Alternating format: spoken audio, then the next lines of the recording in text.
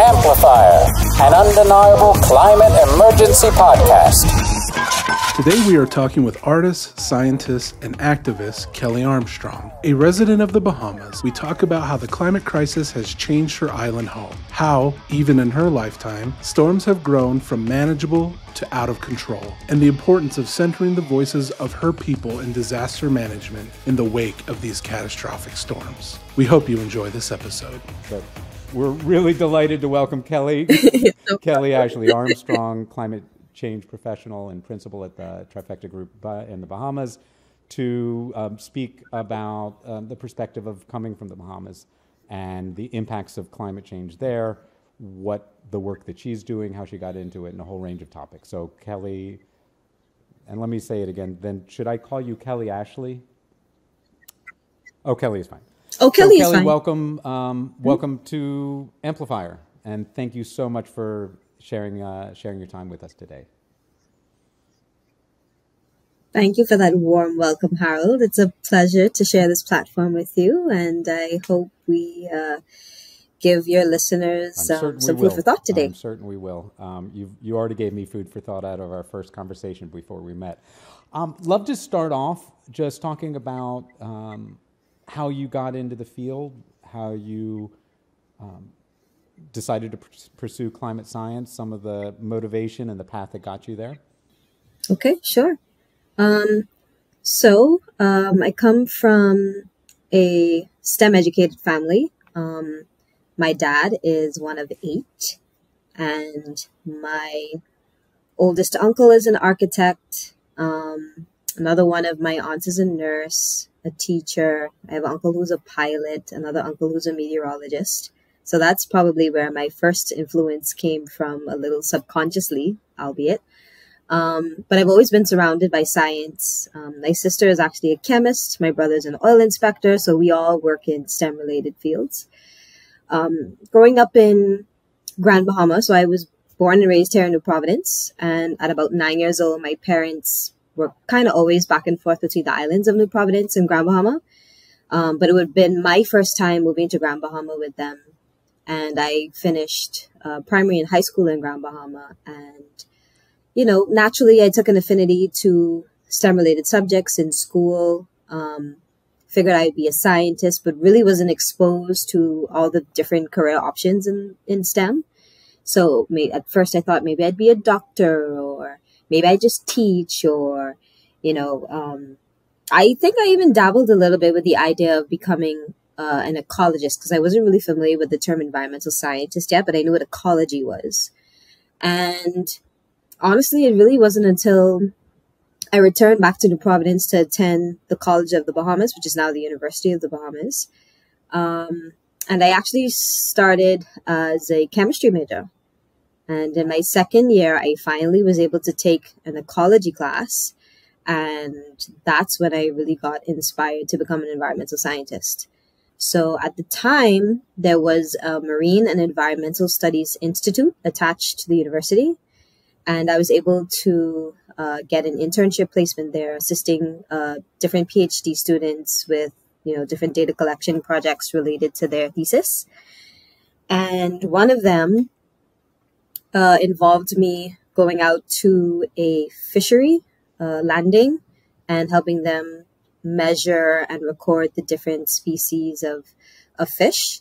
And I found that really interesting because it was tied to many different theories, all the data that we were collecting, such as how many fish we were catching and what time of the month we were catching them. And so that really piqued my interest, that people kind of had this knowledge about animal behavior, right? And why they respond to certain stimuli and, different times of the month, the tides and the full moon, what influences their spawning and why they aggregate. So I just found all of that really, really interesting, that the earth itself had so much influences on how we behave. And so eventually I would have decided chemistry was not enough, and I really needed to pursue a combination of natural and applied sciences to really, pursue what I wanted to do with my career. So at the time, unfortunately, the university had not yet had an environmental study program. So I applied and got accepted to the Acadia University in Wolfville, Nova Scotia, Canada. Funny enough, I actually have an alumni event this evening here in Nassau, and I finished my undergraduate degree in environmental science there. And it was really there that I became, I would say, the scientist that I am now. I had so much more exposure to career environmental scientists, professors, in all sorts of different sub-disciplines of environmental science that I could not even fathom. Obviously, in the Valley, minerals are a huge thing. And so I learned a lot about geology and minerals, and that really gave me, sort of opened up a whole, hallway of ideas about, other influences to the environment. And really, my chemistry background became a real strength because geochemistry, obviously, the way that the water, solutions are made with, when it comes into contact with different minerals in the rock and how they can potentially become contaminants depending on, the environment and the biota that are there. So it all just was really interesting to me. It was super enlightening. I had a great experience there at Acadia. And while I felt really, I'd say, resolved in that I felt like I had accomplished what I came to. I knew that my studies weren't over. Like my passion it was still burning pretty bright, and I wanted to do more studies. So I had returned home and started looking for work because I was pretty adamant that, at some point in time, I'd be able to find a scholarship opportunity to go back to school and do my master's degree, maybe even my PhD. And it eventually came about a year later. So I found out about a scholarship opportunity specifically for Caribbean students to attend Columbia University or the University of the West Indies. And honestly, I had really no preference because my dad is from Barbados, and that was the option for the campus that I'd be studying at if I did have the opportunity to go to the University of West Indies. Or, of course, Columbia University in New York. I don't think anyone would say no to that either, because New York is a pretty fun place. But I ended up getting the opportunity to study at Columbia University in New York. I became one of the candidates for the Master of Arts program in Climate and Society there. That would have been 2012. So I would have graduated a year later with my Master of Arts degree in Climate and Society. And for the entire duration of my time in New York, even after my program was completed, I worked as a graduate research assistant at first at the International Research Institute for Climate and Society, which is abbreviated IRI. And I work with the financial instrument sector team, and they are very well renowned for their work on index insurance projects. So our team leader, Dan Osgood, who was a great mentor to me, that's what he was famous for designing those social networks where we would get rural farmers together from different regions in Africa, in Latin America, in Asia, and really get them to provide their own input into an insurance product that they can truly own. So I thought that was, super inspirational, very inspiring, very, grassroots, really participatory, because that's really what it was all about, right? Participatory programming. And I wanted to be a part of that. I enjoyed being a part of that. The project that I specifically worked on with that group was basically just trying to build up the data so that we could do certain or do similar things in the Caribbean, develop similar climate products and services. So I assisted by just collecting data on various meteorological and hydrological disasters in the Caribbean. And we got to the point where we started to code the data so that we can run different regressions to determine what were the most contributing factors. I had an opportunity to work with Tanya O'Gara from the Center for Research on Environmental Decisions. He was a postdoc fellow there then. And so she and I would travel all around the Caribbean, interviewing disaster managers at various conferences led by the Caribbean Disaster Management Emergency Management Agency and others, just getting their input on their experience with all of these disasters that we were collecting all this data on, and really trying to document what their firsthand experience was, the issues, the challenges, the wins, the losses, so that we can try to better document what were some of the real challenges that they were confronted with and how they overcame them, so that we can share them with other disaster managers. Sorry, go ahead. And so I was saying, I'm curious. No, please go talking ahead. about it's a form of grassroots insurance. The project. Could you explain that a little bit more? What you mean by that? How did this insurance worked? Is it an actual deployed policy, or is it? Yes. So it's a deployed product. Yes. Love to. Yeah, it's a financial product. So, like I said, my team leader of the financial instrument sector team at IRI, and the team still exists. He's still the team leader. Almost 10 years later. So what they do is they use this model that he developed called SNEED, and it stands for Social Networks for Index Insurance Design. And it was a model that he developed. He's an economist. And basically, this model allows them to collect information from rural farmers, understanding that traditional knowledge is something that's kind of new to our culture in terms of really acknowledging the validity of it. So we understand that, when we're looking for data and information, as valid as it may be, it may not necessarily be documented in the ways that we're typically used to sharing data and information, such as in a book or, online in some, digital repository. So you really have to be in a position to be able to go into these communities and sit down and talk with people and really extract this information from them through your social networks. And so what that allowed us to do was just use different references, because again, these may be, different communities of people who may not necessarily have a level of formal education that we're typically used to as researchers, interacting with other professionals in our, societies. So just again, capitalizing on social networks, really just taking the time out to sit down and talk to people about, what were good years that you remember where, it may have been nice and sunny and warm and wet and your crops thrived. Do you remember what those years were? And then what were some of the bad years when you might have had too much rain or no rain at all and your crops failed, or maybe there was some disaster? Do you remember what those years were?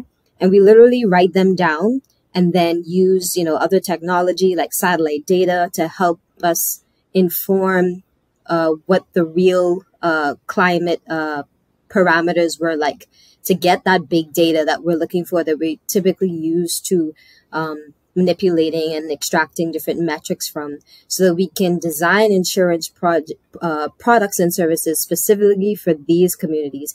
Because, the big insurance companies, they're not going into these rural communities. They're not, they don't have any fail safes or, any risk management products, financial products and services that we would typically have in our cities and other established communities. And so we found that a very important exercise to do, and thankfully they have been very successful. So then it's been a deployed product. This is fascinating to me because it's both looking at some of the most vulnerable communities in the face of climate change, who are cut off from resources. Absolutely. To be able to adapt, but also those traditional forms of knowledge, to me, seem critical bodies of knowledge for our adaptation as a global society, right? This knowledge of weather Absolutely. and land and producing food that go back generations and in some cases thousands and some cases tens of thousands of years, depending on the communities, strike me as some of the most critical knowledge that exists, because it's literally the knowledge that supported human communities over millennia, where our industrial agriculture systems degraded the ability to feed people in some ways, despite the Green Revolution over a couple of hundred years, we're destroying the soil, the climate, all of these things. So this idea of both designing an insurance product that can help folks adapt that are being left out, but also it's about gathering knowledge that can also help more broadly. I mean, was that some of the intention, was that two-way flow of information as well as supporting to learn and to build up a different kind of database of what's been outside of Western scientific knowledge as accepted? Was that kind of two-way process seems like it was baked into what was going on? Absolutely. And again, the whole idea is this is completely participatory. We're not going into these communities if this is not something that they've identified that they want. And again, you really can't underestimate the power of these social networks, because we went into one community and they were so happy with the product, so happy to have this risk management tool. They would, just by simply word of mouth, which is why it's really built on social networks and making sure that we can truly capture that as much as possible to really influence the design of these products and services, and that they really are, beneficial to the people who they're meant to support. We had on our team, people were not just, going into these communities without any prior knowledge. Like we have on our team at the time that I was there, team members from East Africa who worked with East African communities. We've had, team members from the Latin American region who worked in Latin America or were Spanish speaking or French speaking. And so we really tried to make it as participatory as possible. And I envision that that's part of the reason why, me being from the Caribbean region was also kind of dispatched into that area and to, build on my social networks to help inform the data collection that we were doing in that region as well. How does the product work? Is it as an insurance product? Mm-hmm. So as an insurance product, they would basically establish a fund themselves, because remember, we're going into rural communities. They're not cityscapes. They don't have, formal banking institutions. So the communities would develop the funds themselves. Exactly how that worked, I'm not sure. Let's say if they saved over time and then everybody would, just get payouts from that fund, or if there were other investments that came in from perhaps some of the reinsurance agencies that we worked with. I'm not too particular on the specifics, but I just knew that it worked. And every time, I would hear, my team members come back from these various communities, it was nothing but good news. Of course, sometimes, because it is a product that is based on data and information, and some of it is, very theoretical in terms of the way that the products are designed. Just like any other insurance products, there may be a little bit of disagreement about the payout windows, but the beautiful thing is that it was designed to capture, what was actually experienced, as opposed to just looking at, some big database arbitrarily, or, some other history that's, you call it a disaster, like on paper, because these were the years that people were saying were good and bad. We weren't just looking at the data, but specifically the years that people said were good, bad, and normal, and using those years to identify what the climate window should be. And the good thing about that was that, it allowed us an opportunity as well to continue to go into these communities and continue talking with people, because again, the climate is changing and therefore the product has to change, right? So we have to be flexible, and we have to continue to make sure that while this product is in service, that it's continuing to meet the needs of the model being communities. adopted? Do you think it's a model that's being adopted more widely, or is it's still ongoing? Yeah. Yes, it is. Yeah. So if you want more information, I can definitely send you the link. You can perhaps share it with your listeners as well. So again, it's the Financial Instruments Sector team at the International Research Institute for Climate and Society, which is a part of the Earth Institute at Columbia University. Out of the Earth Institute. Fantastic. Thank you for going into detail on that, because it feels like a lot of that probably informed your practice since that time from our earlier conversation. So it was very interesting to hear the specifics of that, but also to see where what you learned there and taking part in that project, how that informed what you're doing. So maybe I'd love, if we can, to move over and talk a bit about your personal experience and the experience of Dorian and some of the other climate disasters, and how that impacted you in terms of the direction that you've taken in your work, and both your personal, and then it's obviously it's a national experience as well. But I'd love to hear some of how that impacted you, how you experienced that, and how that kind of drove you onto the path you're on as well. Sure. So I'd like to think of it as sort of an exponential impact on me in terms of, how I remember being directly impacted by disasters. So from my first memory that I can recall having an impact with just like severely adverse weather was probably back in the early 90s. And I honestly thought it may have been related to Hurricane Andrew, but my mom corrected me recently when I brought it up, saying that it wasn't a hurricane, but just kind of like a freak storm. We got like this absurd amount of rain overnight. And I woke up to my dogs swimming in the backyard. And so that was kind of like my first memory. I might have been like maybe 5 or 6 years old, somewhere around there. So that was my first memory of just adverse weather. And at that point, it wasn't threatening to me. It was just really amusing. And I was just also very confused because, my dogs are swimming in the backyard. I have neighbors riding jet skis up and down my street where cars used to drive. And again, this all happened just overnight, like just an absurd amount of torrential rain overnight that caused this amount of flooding. My next memory that I can recall of severely adverse weather was probably hurricanes. I remember Hurricane Floyd, again, as I was a youth in Grand Bahama, living in Grand Bahama, and Hurricane Floyd, we were very concerned about the resilience of the home that we were living in at the time. And so we actually stayed in a hotel. And I remember that because, it's kind of like, why are we leaving our house?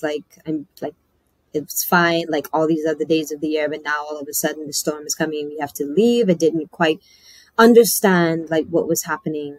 But again, I was with my family, so I felt comfortable that, not necessarily, my safety being threatened, but rather just not really fully comprehending the impact of this storm that we were about to experience. And that one was, quite impactful on the island of Grand Bahama as well as other areas. The next memory that I recall would be Hurricane Francis and Jean. And at this time, I would have been a teenager. And so I recall it quite vividly, some of, my experience. These were two hurricanes, major hurricanes. I believe one was a Category 3, another was a Category 4, at least, that were legit back-to-back in Grand Bahama. And this would have been the year 2004, I believe. So that was pretty scary because we've already been kind of locked down for a major storm, for about like maybe a week or so. Because, you put your shutters up on the windows before the storm comes. So you kind of just sit and wait. It passes in a day or two, depending on how slowly it's moving. And then you kind of wait for the all clear from your local authorities before you, take the shutters back down. And it was just a matter of days before, people were like, oh, the storm is past, but don't bother. Another one is on its way. And we were like, what? And I remember sharing with you, like at that time, it wasn't so bad, the storm itself passing, but, we lost power and water. And that I probably could not have expected or fathomed. The power, we're used to power outages, but the water shutting off was a bit brutal and a huge eye opener because at this point I'm a young woman, right? And I menstruate, and I'm thinking, oh my God, like some people are rationing water right now to eat, to bathe, to drink, and they're not able to clean themselves properly. So at the time, I considered myself a bit more fortunate than others because, in my backyard, at my parents' house, we had a pool. So even though the pool water was contaminated at this point, we at least didn't have to ration our potable water to flush the toilets, right? So we still had, some respectable level of, sanitation. And, I remember going to the harbor with my parents because my sister, who had moved to New Providence, would send us water on the mailboat. And so we'd go to the harbor, to the dock to collect the water that she would send us. And for like the first few times, we'd get there and like our water would be stolen before we got there. And so that was like a pretty dramatic experience, like having to ration water. And again, like we didn't have potable running water for like at least a month. The electricity was restored not until like 3 months later. And again, thankfully, it was pretty devastating. A month with no running water. Yep. Power. No running water. Yep. And 3 months without power. And, again, I still consider myself fortunate because again, I lived in a home where I had a gas stove. So I was still able to cook a hot meal, I remember the first few nights just after both storms had finally left, because I believe the last one had actually not just come and gone, but it actually passed us a little offshore, turned around, and then came back and made landfall, which was very scary. But at this point, again, a few days after the second storm had passed, like all of my neighbors were in my house because everyone had food in their fridge and it's about to go bad. So we might as well cook it all up and share it out, right? I'm probably one of the very few people, if not the only person on my street that has a gas stove because, everyone has electric stoves nowadays. And then I remember it being about maybe a month or so before, the school board was like, okay, the kids have been out of school a month. We got to go back to school. We got to go back to school. Like, we don't have running water. We don't have electricity. And they're kind of like, just come as you are. They found it very important to just try to continue some normalcy in, your school age child's routine, I guess. And in some ways it was helpful because we were able to find ourselves being useful, helped, clean up trash around the school, do some painting. And we actually had school, not in the classrooms because some of them were badly damaged, but we actually had school, classes in tents on the field until, some of the classrooms were restored. So that was all a very interesting process. And I think it was by then that I kind of really understood the gravity of storms and the impacts that they have, the damages and the losses, and again, probably without knowing the right words, the psychosocial impact as well. And again, I studied sciences. I had an understanding of them. Again, my late uncle that I spoke of was a meteorologist, and so I remember talking to him about these events. But yeah, it wasn't until I went to college, and even still then, I didn't really truly consider becoming a climate scientist, that I was able to kind of put all of these ideas together in terms of, why it's important to protect our environment and why, we should really care about, the way that people are impacted and not just how they're impacted, and why that all matters so much and how that, affects the way that we all live together and function as a society and how devastating it can be when, that routine is interrupted. I would say it wasn't really truly until I went to Acadia University that I really started to piece all of those ideas together and come to appreciate that this is probably a whole career in itself, right? Like just trying to answer those questions. I remember writing my senior paper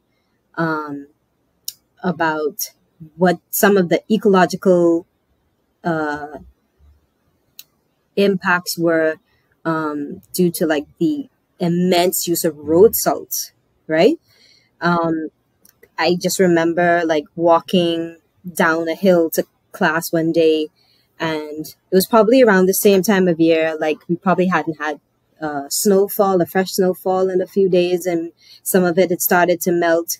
And I realized that we had like this ton of road salt in the road, and it was all just being washed down the hill into this drain. And I'm like, well, where's all this water going? And it's carrying all this salt, and wherever it ends up, I'm sure it's the ocean. And like, what impact does that have on the ocean environment? Like, I understand that it's already salty, but I also understand that, you know, it can become hypersaline, and that may not necessarily be optimum for some marine life. And so started to ask myself those questions. And again, climate change was just starting to really become a hot and sexy topic that kind of threaded its way into most of my environmental classes. But I too found myself asking, like, okay, like, we're on the Bay of Fundy. The volume of, you know, rain melt, snow melt that's washing down this hill is probably inconsequential compared to, you know, the tidal exchange that we have. But at the same time, like, there must be some impact if, you know, again, this routine was disrupted by a significant climate event, right? And so I started to ask myself that question again, like, you know, like, what does this all have to do with everything? And I kind of left it there, to be honest with you, until I learned about the opportunity to study climate and society at Columbia University. And that's when my brain kind of opened up again, because now I found myself trying to prove that I understood enough in order to, you know, be a contributing participant of this class, but also not enough in that, you know, I wasn't trying to say, like, you know, I have all the answers and I don't need this class. Like, I really was trying to still fit everything together and find a really fulfilling career. And thankfully, I was able to do that, not just through my studies, but also through the work that I was able to do with the financial instruments sector team at IRI. So that was really beautiful. The extreme weather events, the two storms back to back. What has been the trajectory of extreme weather events in the Bahamas? I mean, now that you have specialized in this, what has been the trajectory? Mm-hmm. How much are they increasing? How much is the frequency and the severity already increasing? What kind of impacts? How much of a transformation has been seen over the last, 30 and 40 years? Sure. So before I directly answer that, I'd just like to back up a little bit, because I know some people probably still don't even know where the Bahamas is, and, our geological makeup and why that's all so important, why we're so impacted by all of these storms. So the Bahamas is a small island developing state. It is an independent country located just southeast of the United States, just below Florida.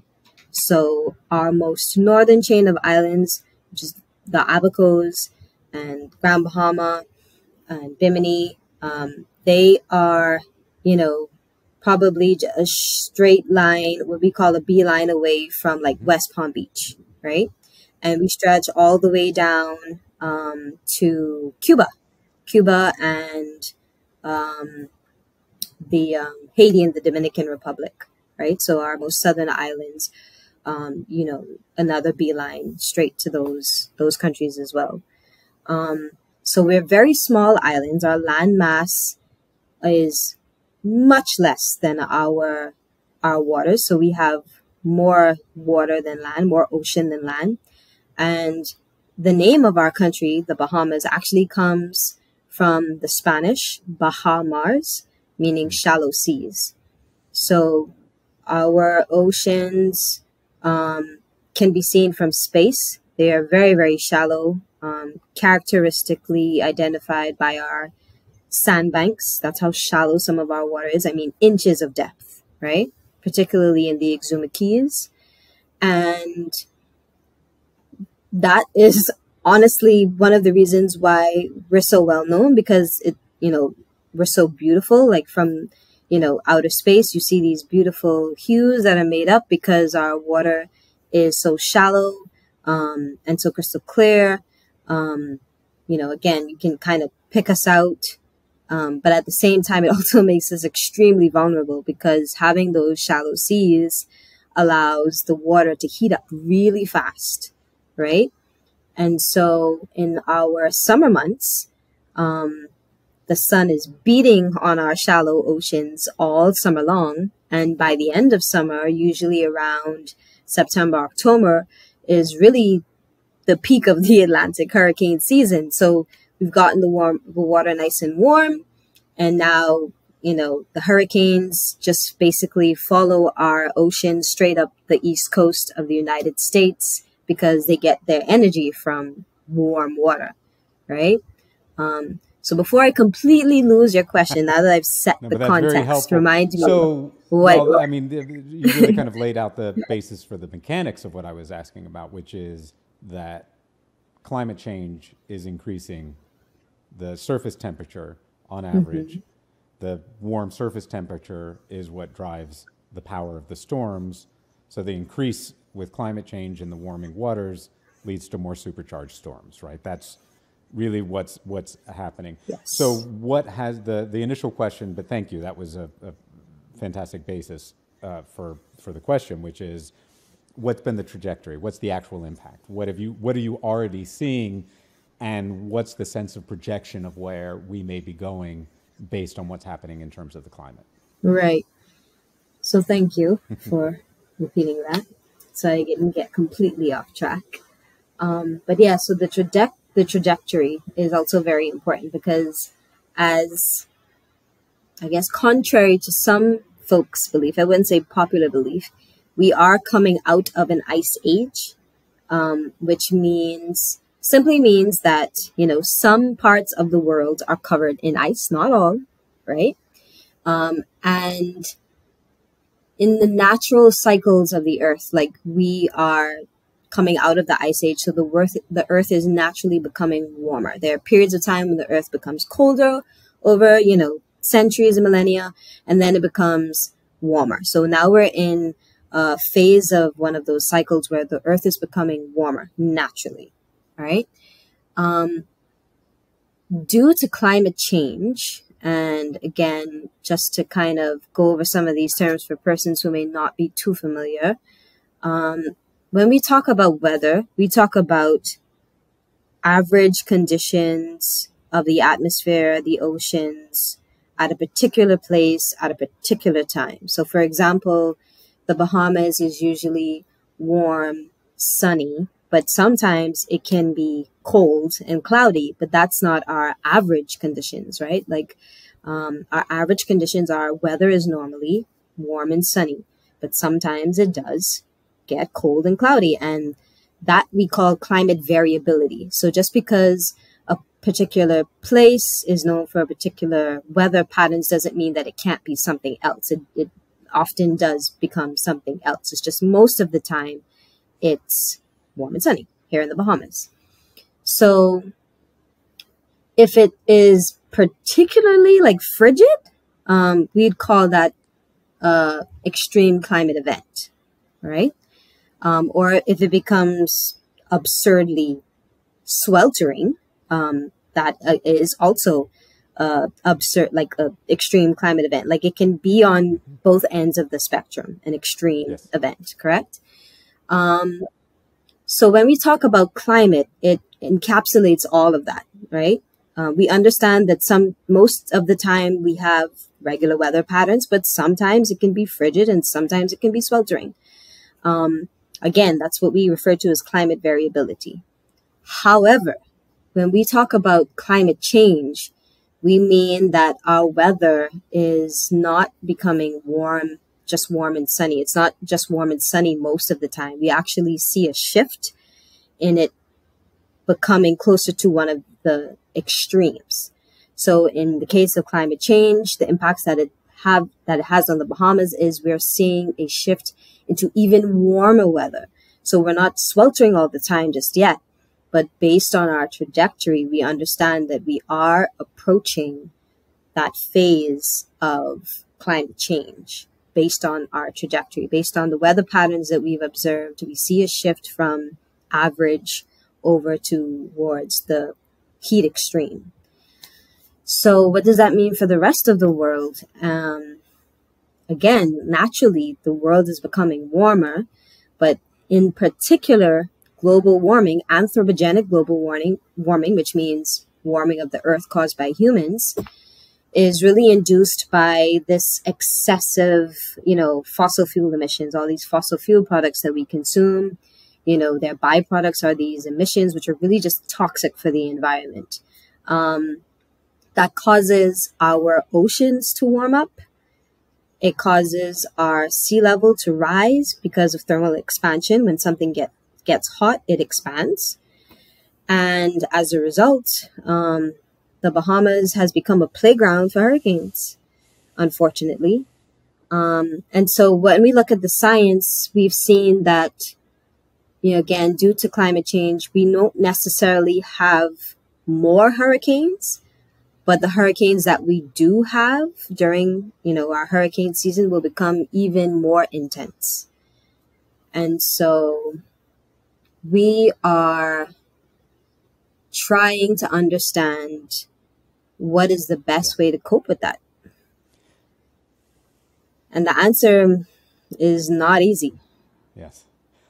And I think it's interesting because when you were talking about the storms and having no water for a month and no electricity for 3 months, I think that as a global society, and particularly in the North America and Western Europe and the more the places that have been to date created the lion's share of the emissions, but have been spared the worst impacts, although that's changing.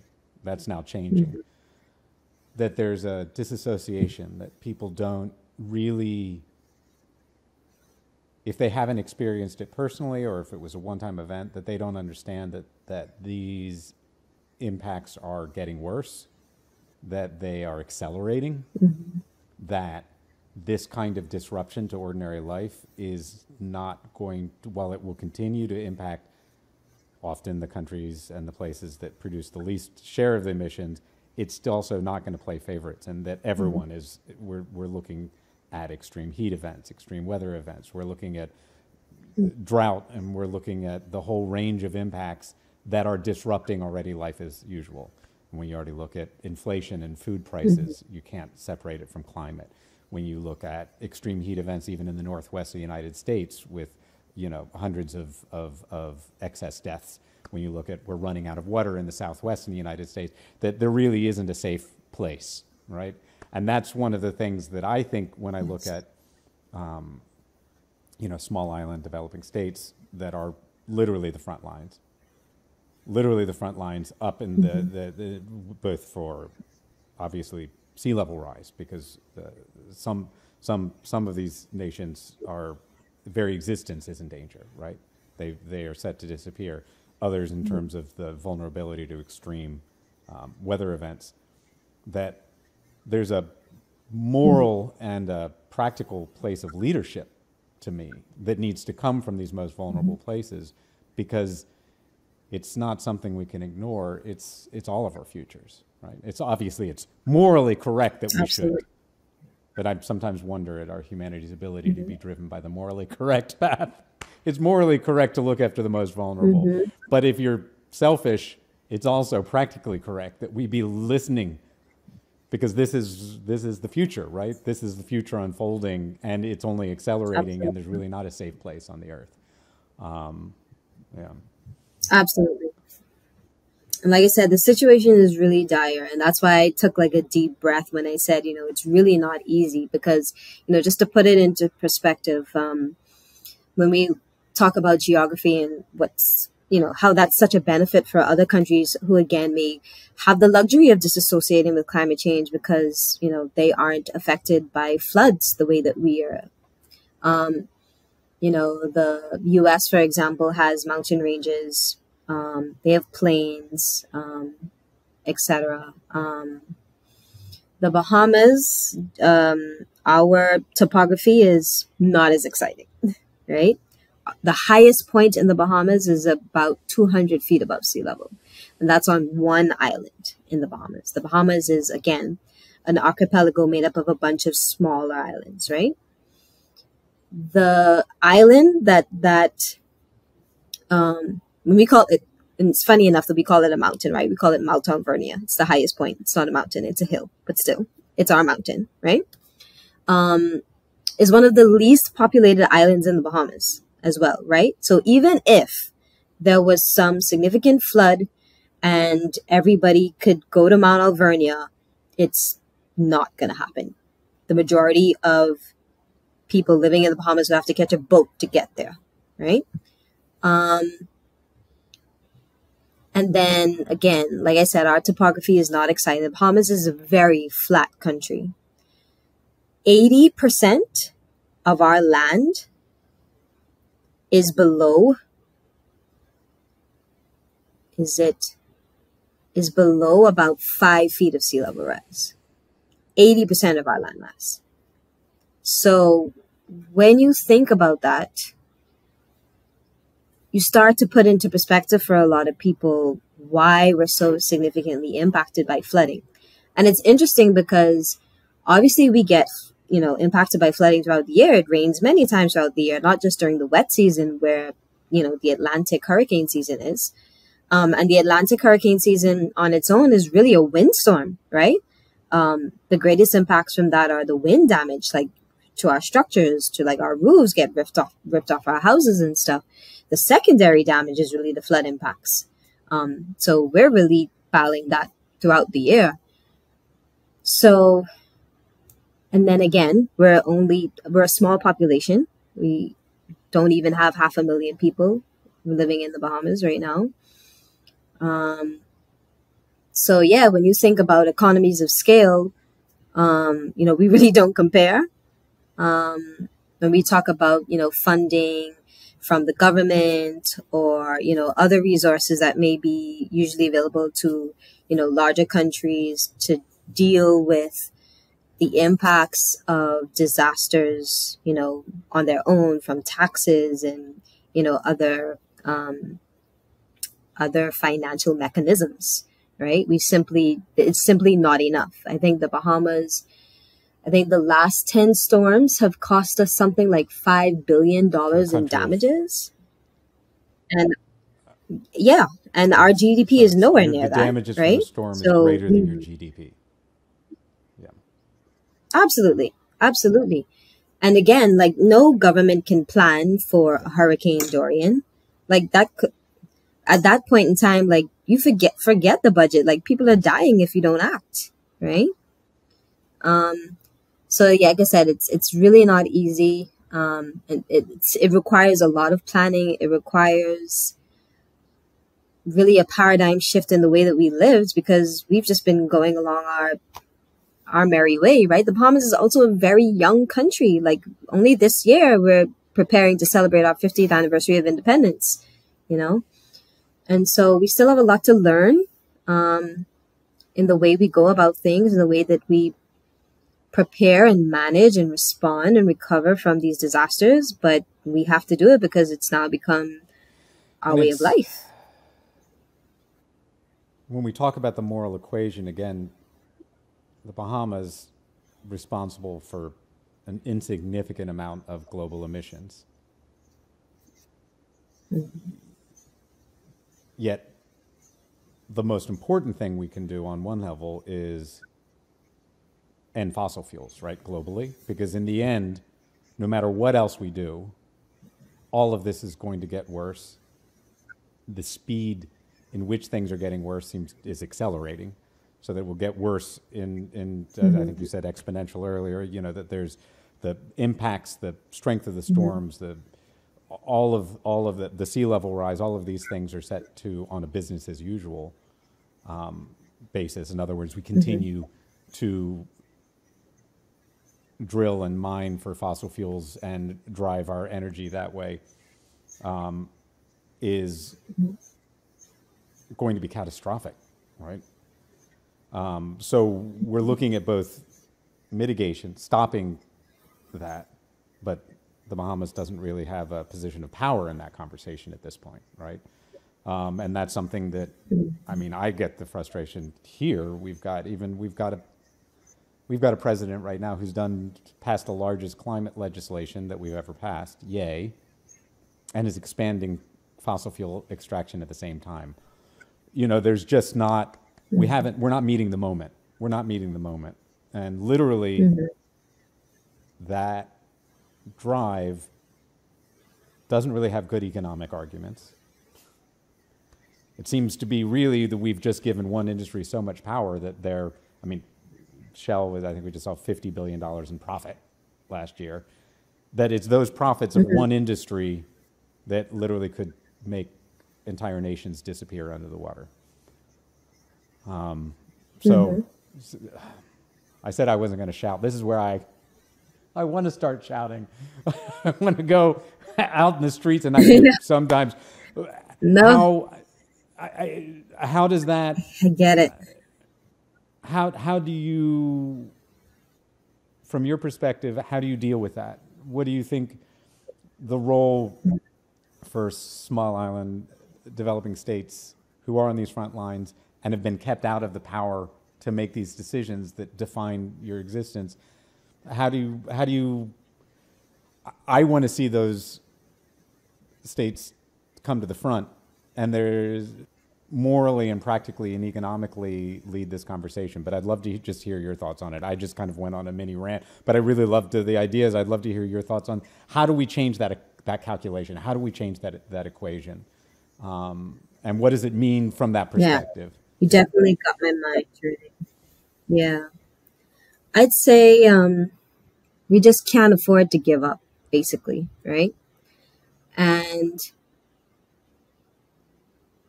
I see myself as an optimist, right? There's a silver lining in everything.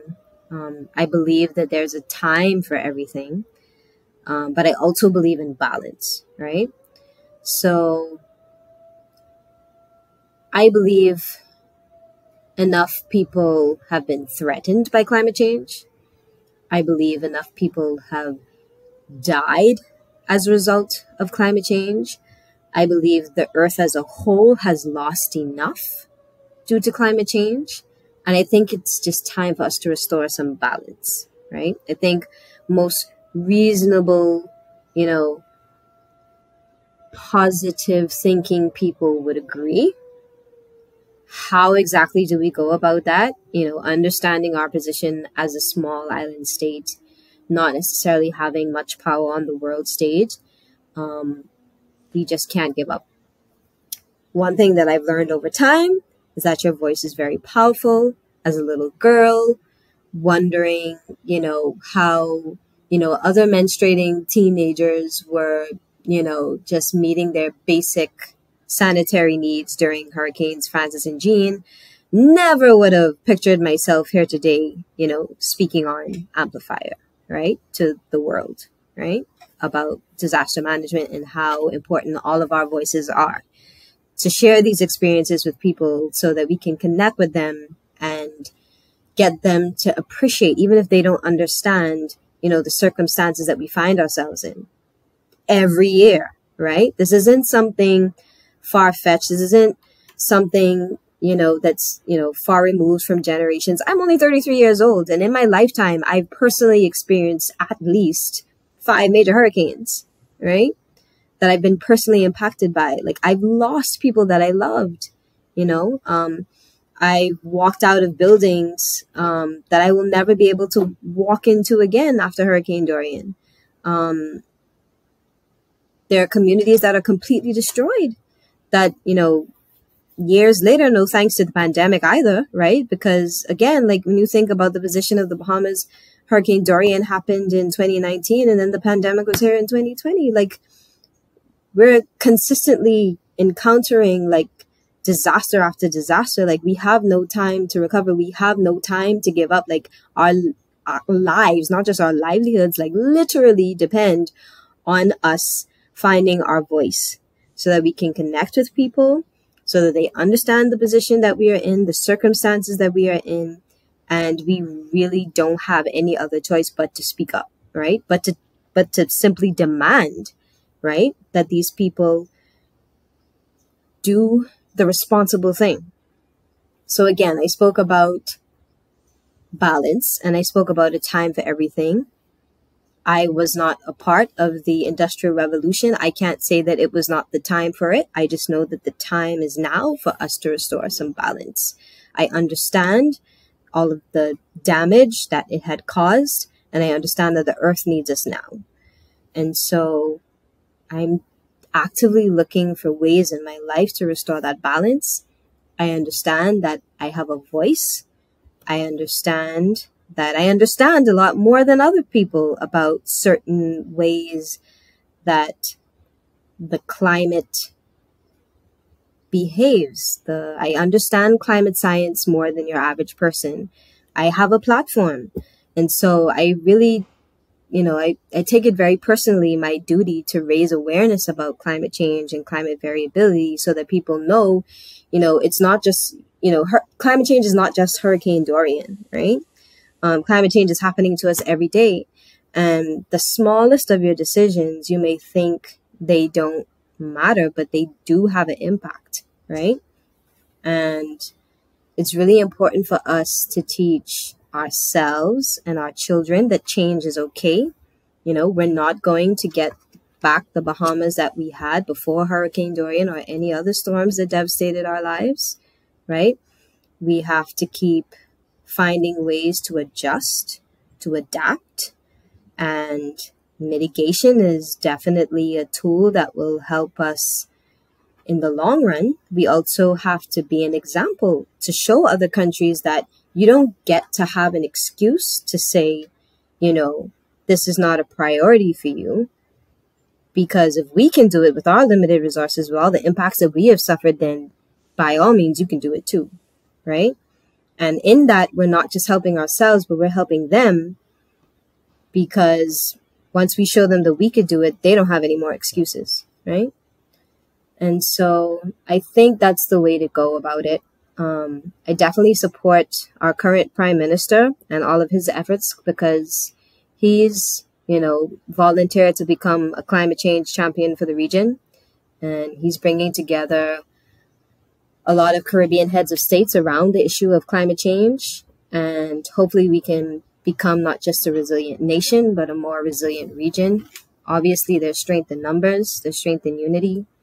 And so I feel that that's the right way to go about it. Again, just one representative from one small island country, no one might blink at, but I believe that together we can achieve much on the global stage. You said that you were an optimist, and I love a definition that I heard of optimism, which is not a state of mind. It's not just feeling optimistic. It's an ethical framework that to not be an optimist is to surrender, right? To surrender to hopelessness. That is the most expensive choice of all that we can't afford. So I love the way that you framed that, because you know as well as anyone living on the front lines of climate change, having lived through those disasters, having suffered those losses, knowing that a lot of this is locked in. Even if we do the right thing, things are going to get worse on many levels.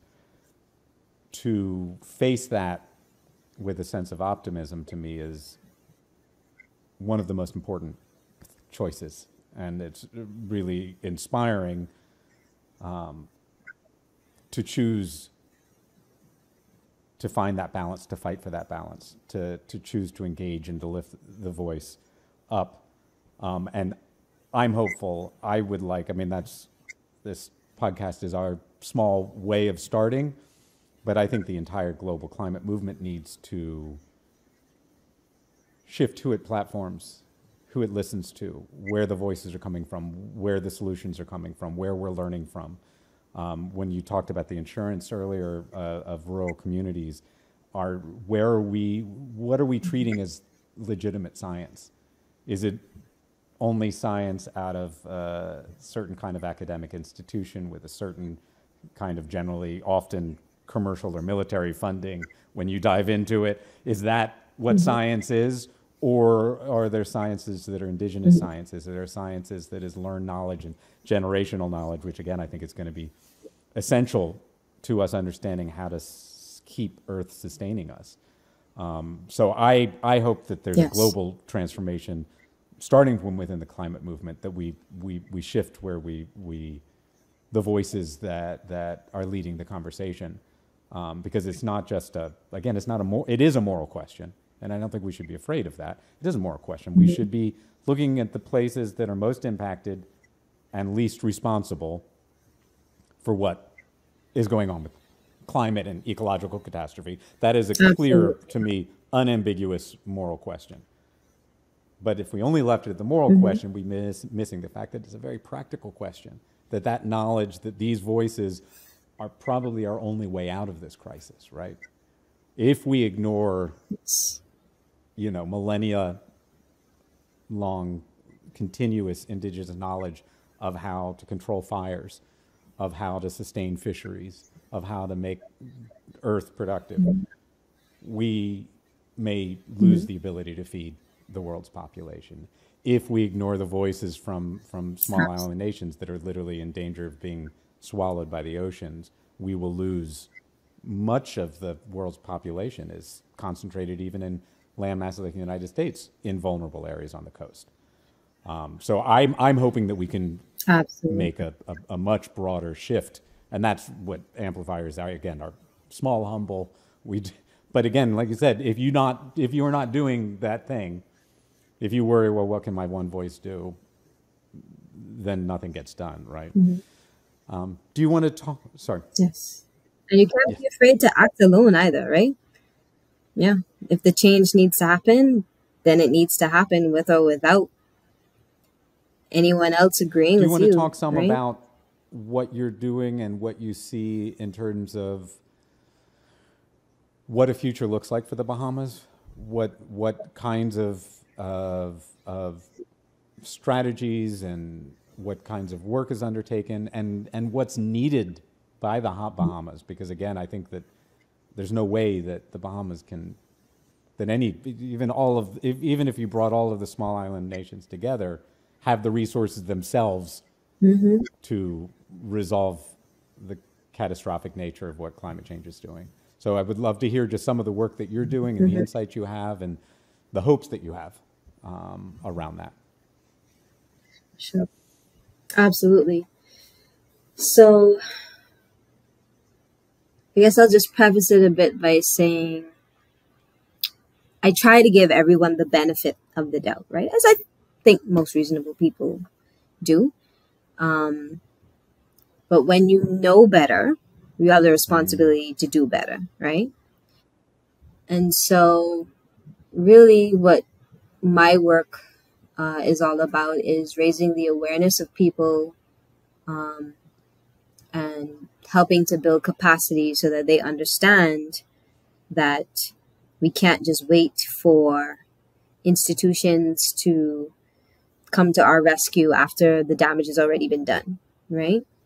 Because you'd actually find that, as I was, when I was employed by the International Research Institute for Climate and Society, some country disaster managers you would talk to, like, they would not be concerned because they knew, without a doubt that if anything happened, certain foreign aid would come to their rescue. And while that's all great, we've realized now that we have to put better emphasis on preparedness and mitigation as opposed to response and recovery, right? Not saying that it's still not needed and still a significant financial cost of the disaster management cycle, but if we can spend more effort on the preparedness and the mitigation, there'll be less disaster to respond and recover from in the first place, right? And so, again, just raising the awareness of people to let them know that their lives are really in danger right now, right? Just because of the simple fact that they're not aware, right? That we're under this constant threat of climate change. And then letting them know, reassuring them that it's not all doom and gloom, that there are opportunities within that. Like I said, there's a silver lining in everything. To become more educated as I have, to continue to educate people as I have, to be a representative of your community, to make your community better, to work together, and to be as sustainable as you can be, right? What does that look like? Maybe some more specifically in the Bahamas. Like, what are some of those different ways of being that you're trying to implement? Absolutely. So, for example, in 2021, it was a really great year for me personally, because that was the year that I actually became a certified climate change professional. I had done the requisite courses with the Association for Climate Change Officers, which is a US-based organization. And at the end, I took a series of examinations and they awarded me this certification. And so, as far as I'm aware, I'm not the only Bahamian with that certification, but I'm the only one resident in the Bahamas right now. So I've been using that to kind of, let's say, fortify my platform, right? In that it was just a few months earlier, I had actually also become the climate ambassador of the Global Youth Climate Network for the Bahamas in the same year. And so that allowed me to really reach out to a lot more people than I normally would, because I had committed to do so for the program. So every month almost, I'd be doing some sort of outreach around climate change and, sustainability issues. And it was really inspiring, like the feedback that I got, because some people genuinely just didn't understand the severity of it, or did not realize that so many things that we do on an everyday basis really contributed to the challenge, and that they were simple to change, not easy, but simple to change, right? If they really put the thought and the effort and the consistency into it, as, most things that, change requires. So it was great to be that, I guess, that source of enlightenment for them. And by all means, it continued. It was like a wave of this excitement around climate action that I was able to be a part of. And so in particular, I think probably my most favorite event that I got to organize just in my local constituency, my neighborhood, there's a park just behind my street that my son and I would go to by ourselves during the pandemic. Because of course we couldn't be around people. At some points we weren't even allowed outside because there was restricted movement for most of the pandemic in the Bahamas, but we'd sneak outside, go to the park. And I realized the more I went out there that, there weren't really a lot of trees. And even the trees that were on the park, they weren't native. They weren't fruit bearing. They didn't provide a lot of shade. And so that space was probably not empty just because we were, out when we weren't supposed to be out, but because people really couldn't utilize that space the way it was meant to be utilized, right? And that's very important when you think about culture and benefits and climate justice, right? Because here you are creating these green spaces. And I'm sure when the time comes for you to, report how much green space there is in the Bahamas, we're going to rave about, how much green space we have, how much parks we maintain, etc. But in reality, this park is not maximizing its, climate benefits, for its citizens. And so I organized a park cleanup with my local constituency office on the Global Observation Day for Climate Justice. And we planted trees, native fruit-bearing trees that will hopefully grow big and strong enough to provide shade for people who want to, do more with the space, have more activities and for recreation with their families and their friends and their children, who don't need to be ashamed if, because of food shortages or, food increases, the cost of food prices, increase dramatically, that, they might not be able to afford to go to the grocery store. They can go in the park and forage, right? Like those are the types of opportunities that we need to be consciously planning in our green spaces, in our public spaces, right? And so I thought that very impactful. And my local constituency office was able to, off of that momentum and the excitement that they saw from my constituents, like being able to participate and be a part of that process, they were able to plan and execute a series of other like park cleanups and tree plantings, which I thought was really awesome. It still warms my heart today. Yeah. And so those are the types of activities, actions that I definitely promote and endorse, and hopefully can continue well into the future as we continue to educate people on the importance of climate action and how important it is to really curate these experiences so that people are less vulnerable. And that's, I love the integrated approach to that, which is, sorry, I've got a little bit of nature in my face right now. A bug flying around. In that, there's a thing that a lot of politicians love, which is let's plant trees. Trees are great. Trees are great. Yes. Oh, yeah. So they were out there. We got photo ops and everything. Planting trees isn't really a great solution, because often if you look at the follow-up on that, a lot of trees don't thrive, that they're not really, it's which trees, how are they planted, in what context, the fact that you're talking about native species, and that for much of the world, what we're really talking about is reforestation, which is very different than planting trees, right? It's creating ecosystems which create an enormous benefit as they are. And I think this idea of adaptation that also produces food sources, it's going to create cooling, it's going to better deal with excesses of water and be able to better absorb water and prevent flooding. And, the question of food is, if people weren't aware, this is going to become it's going to become only more critical as time goes on.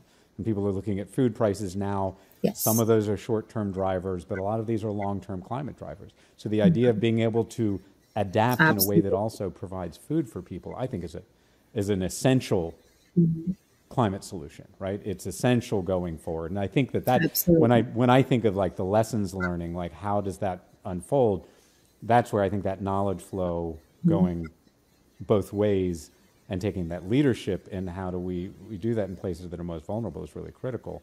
And like thinking of, because to me, the climate solutions also solve so many other problems, like food insecurity, like biodiversity, like the flooding, that if we think in an integrated way, if we think in a way that has a lens of justice as well, we can actually not only fix problems, we can create benefits that didn't exist before, right? We can actually make things beautiful and better. And that to me is one of the biggest things of being able to avoid the doom, which is we actually do know. Like you said, it's not easy, but it's simple, right?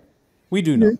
We could deploy probably in the next 10 years, we could largely displace all fossil fuel generation of electricity and move a good way towards other areas of transportation and agriculture. We could be fundamentally shifting it in a 10-year window, and certainly within a 20-year window. But the need is really to do it in a 10-year window.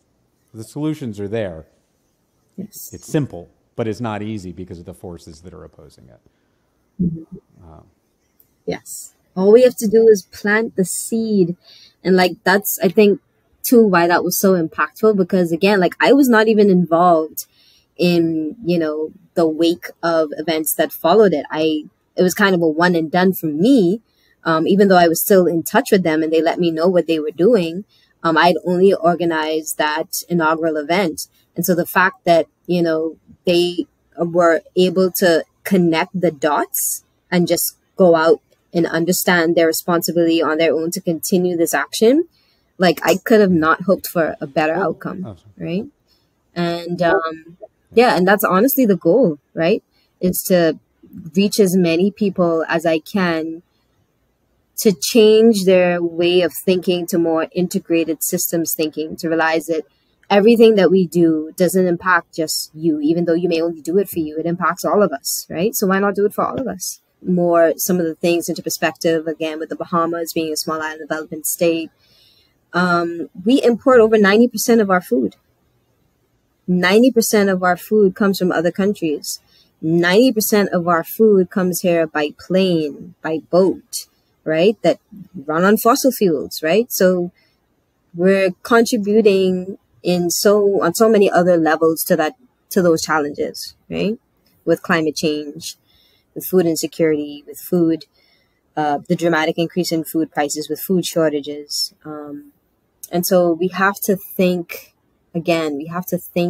more sustainably about all of the different contributing factors in these issues and challenges and come up with solutions together. Think about them holistically. Take the time to plan. Planning, takes time. And just come up with a solution together because, someone may think I know it all, but thankfully I know that I don't. And I know that I need input from my community because, again, my needs may not be my neighbor's needs, right? But we live together in this community, and the goal is for it to serve us, and for us to live harmoniously with the environment, with the earth. And so that's really all I'm trying to do. I'd say that's a lot, given the state. What would do you have if you could, because this is actually hopefully what you are doing here, speak to people even inside the climate movement or in the United States and Absolutely. Coming from this perspective, being in the Bahamas, what would you hope for us to understand? And also, do you have advice or what we might do differently? What needs to change on our side? Because I said that it is a moral and it's a practical need that these frontline nations take a lead. What would you tell us and teach us, and what might you ask of us? I think if you continue to do what you're doing now, allowing us to share your platforms, amplifying our voices. See what I did there? And just giving us the space to really echo what we've been trying to teach people for millennia, right? I mean, we can go all the way back to our Native Americans, right? Like, they've always been in tune with the land. They've always been in tune with the earth. We've used so many of their tools in agriculture and land management and forestry management for millennia, right? We have to acknowledge that there's validity in traditional knowledge, in what Black, Indigenous, and other people of color bring to the table. Our scholarship is still very white, right? There's space for us to share with, other citizens of the world in terms of the data that we're collecting and the research that needs to be presented so that scholars, researchers, financiers, global politicians, people in other places of power, the media that they consume is the space where they can also consume what we produce in terms of, not just documenting the climate action, but also the climate science that we're personally experiencing, so that they can have a logic awareness, so that they can actively participate in building capacity, so that we can work along with their researchers and their institutions and their labs through their experiments, so that we can find a healthier way to coexist and work together and sustain our lives. Amen. I think until we learn to open up this conversation and learn to listen and take leadership from those marginalized voices, that we are, to me, we are literally slitting our own throats by ignoring those voices and by discounting that knowledge and by stubbornly continuing, even amongst people who recognize it as a problem, there's still too much blind spots. There's too much, this is how things are done. These are the faces that have run things. These are the voices that we listen to.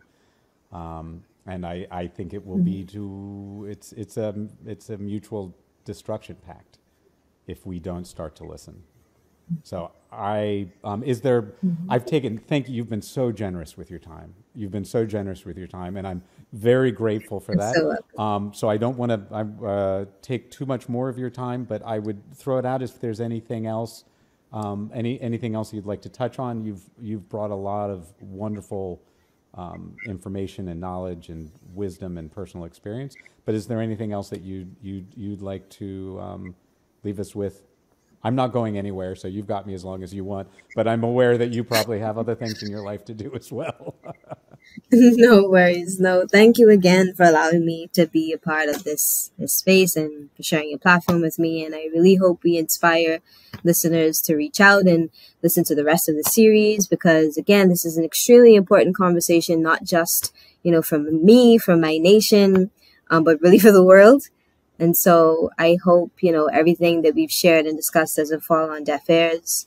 I trust that people will continue to open up their minds to the intersectionality between all of these different issues and impacts that we've discussed, to realize that it really does touch everyone. And all of us really do have a responsibility to act, to participate in finding solutions, right? This is the only world that we have. There's no planet B, right? And so let's just be really, really dedicated to taking better care of it.